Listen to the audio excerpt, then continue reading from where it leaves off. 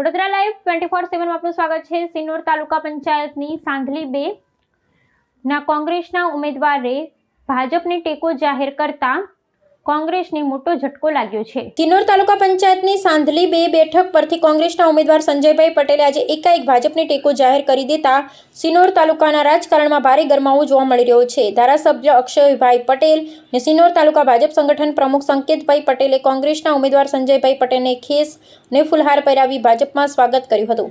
અત્રે ઉલ્લેખનીય છે કે કોંગ્રેસના ઉમેદવાર અને ટેકેદારે ભાજપને ટેકો જાહેર કરી દેતા સાંધલી 2ની બેઠક ભાજપને ફાળે ગઈ છે।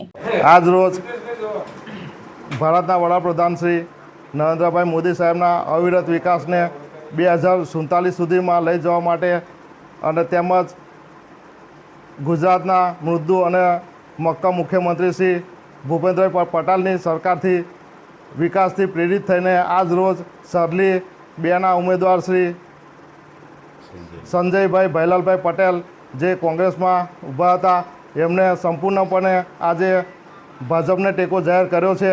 એ બદલ સંજયભાઈ ભૈલાલભાઈનો ભારતીય જનતા પાર્ટી સિનોર તરફથી ખૂબ ખૂબ આભાર વ્યક્ત કરીએ છીએ।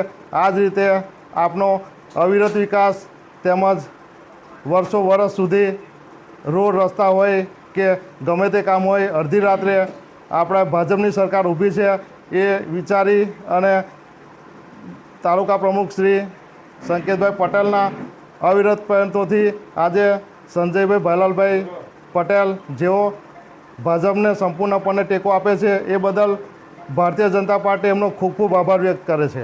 સાંધલી 2 એનીમાં મેં કોંગ્રેસમાં ઉમેદવારી નોંધાવી હતી, પણ મેં આજે ભાજપના જે કામ જોયા એ બદલ મેં ટેકો જાહેર કરી દીધો ભાજપને। મેં અને મારા ટેકેદારે બંનેઓએ। મારું નામ સંજયભાઈ ભૈલાલભાઈ પટેલ મોજરોલ। સ્થાનિક સ્વરાજ્યની ચૂંટણી અત્યારે ચાલી રહી છે અને સ્થાનિક સ્વરાજ્યની ચૂંટણીની અંદર અમારા કરજણ સિનોર પોર વિધાનસભાની અંદર જે સાંધલી 2 બેઠક છે એની અંદર સાંધલી 2 બેઠકના ઉમેદવાર કોંગ્રેસના સંજયભાઈ પટેલ માજરોલના છે અને એમના ટેકેદાર સાથે આજે ભારતીય જનતા પાર્ટીને ટેકો જાહેર કર્યો છે અને આવનારા દિવસોની અંદર ભારતીય જનતા પાર્ટીના ઉમેદવારો અને કાર્યકરો સાથે જ્યાં જ્યાં કામ કરવાનું છે ત્યાં કામ કરશે।